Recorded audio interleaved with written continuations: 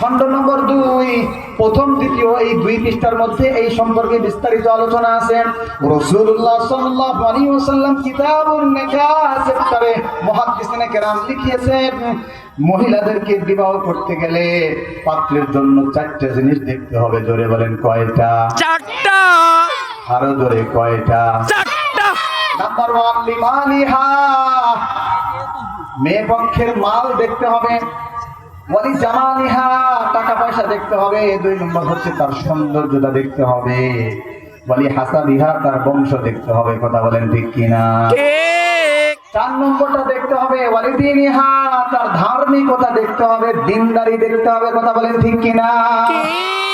আযফার বিযাতিদ্দীন তারিবাত ইয়াদাকা, প্রথম 3টা যদি না পাওয়া যায়, চতুর্থটা যদি পাওয়া যায়, দিনদারিত্ব যদি পাওয়া যায়, মেয়েটি যদি বোরকা পরে, দিনদার হয়, 5 ওয়াক্ত নামাজি পড়ে, নামাজি হয়, বিশুদ্ধভাবে কোরআন তেলাওয়াত করতে পারে, আল্লাহর হুকুমগুলো পালন করে, রাসূলের সুন্নাত মোতাবেক জীবন পরিচালনা করে, এই মেয়েকে তুমি গ্রহণ করো। আল্লাহর রাসূল বলেছেন তারিবাত ইয়াদাকা, তোমার সংসারকে, দাম্পত্য জীবনকে আল্লাহ তাআলা উজালা করে দিবেন। জোরে বলেন সুবহানাল্লাহ। সুবহানাল্লাহ। তাহলে প্রিয় ভাইরা, আদর্শ সন্তানকে গঠনের পূর্বে সর্বপ্রথম পূর্ব শর্ত হচ্ছে আদর্শ মাকে সিলেক্ট করা। কথা বলা ঠিক কিনা? ঠিক। তাহলে কয়েকটা তথ্য আমি আজকে নিয়ে আসছি। প্রথম নম্বর তথ্য হচ্ছে আদর্শ সন্তানের জন্য আদর্শ মাকে সিলেক্ট করতে হবে। কথা বলা ঠিক কিনা? ঠিক। 2 নম্বর, দাম্পত্য জীবন এবার শুরু হয়ে গেল। আদর্শ মেয়ের সাথে এবার আদর্শ ছেলের সাথে বিবাহ হয়ে গেল।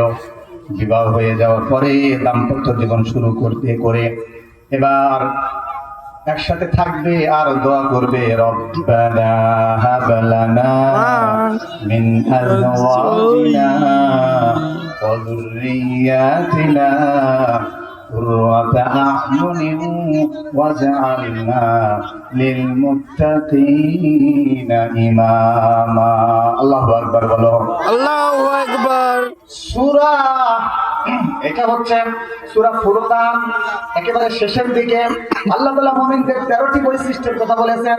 এবার এই বৈশিষ্ট্যের মধ্যে আল্লাহ তাআলা বলেছেন, বান্দা তোমরা আমার কাছে দাম্পত্য জীবনে বেশি বেশি দোয়া করো, রব্বানা হাব লানা, এই বলে বলে আমার কাছে চাও, আমাদের রব আমাদেরকে আপনি দান করুন। রব্বানা হাব লানা মিন আজওয়াজিনা, নেক স্ত্রীকে দান করো, আমাদের স্ত্রীগুলোকে আপনি নেককার করে দিন। মিন আজওয়াজিনা ওয়া যুররিয়াতিনা, আমাদের নেক সন্তানগুলোকে নেক করে দিন। রব্বানা হাব লানা মিন আজওয়াজিনা ওয়া যুররিয়াতিনা কুররাতা আ'য়ুন, এমন নেককার স্ত্রী, নেককার ছেলে সন্তান, মেয়ে সন্তান আপনি দান করুন, যাদেরকে দেখলে আমাদের চক্ষু শীতল হয়ে যায়। জোরে বলো সুবহানাল্লাহ। সুবহানাল্লাহ। আর আমাদেরকে আপনি করে দেন, পরিণত করে দেন, বানিয়ে দেন, তৈরি করে দেন, প্রস্তুত করে দেন লিল মুত্তাকিনা ইমামা। আল্লাহু আকবার। আল্লাহু আকবার। আমাদের ফ্যামিলিটা মুত্তাকির বাগান বানিয়ে দাও, প্রত্যেকটা সদস্য মুত্তাকি হবে, আর ওই মুত্তাকির ইমাম লিডার আমাকে তুমি বানিয়ে দাও। জোরে বলো সুবহানাল্লাহ। সুবহানাল্লাহ।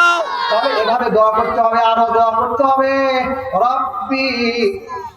রব্বি লা তাযারনি ফারদান ওয়া আনতা খায়রুল ওয়ারিসিন। সুবহানাল্লাহ বলো। সুবহানাল্লাহ। আবার সূরা সাফফাতের মধ্যে চলে যান, ইয়াসিনের পরে সূরা সাফফাত, তারপরে সূরা সাদ। ইব্রাহিম আলাইহিস সালাম নেক সন্তান চেয়েছেন, প্রায় 80 থেকে 86 বছর পরে ইব্রাহিম আলাইহিস সালামকে এই দোয়ার বদৌলতে একটি সন্তান দান করলেন, যিনি নবী, তার পিতাও নবী। জোরে বলেন সুবহানাল্লাহ। সুবহানাল্লাহ। এজন্য যে সমস্ত মা বোনদের সন্তান হয় না, সন্তান হওয়ার দোয়া এবং নেক সন্তানের দোয়া হলো এইগুলো। কি দোয়া?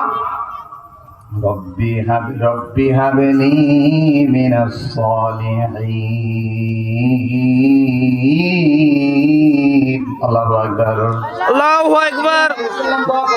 রব্বি হাবলি, আল্লাহ আপনি আমাকে দান করুন, রব্বি হাবলি মিনাস সালিহিন, আপনি আমাকে নেককার পুত পবিত্র সন্তান দান করুন। জোরে বলো সুবহানাল্লাহ। সুবহানাল্লাহ। সাল্লাম 86 বছর বয়সে একটি বাচ্চা পাইলেন যার নাম ছিল ইসমাঈল। সুবহানাল্লাহ বলো। সুবহানাল্লাহ। এবং বোনেরা, আমার ভাইরা, আমরা এই জন্য দাম্পত্য জীবন শুরু করার পরে আমরা এই দোয়াগুলা করবো, রব্বি লা তাযারনি ফারদাও ওয়া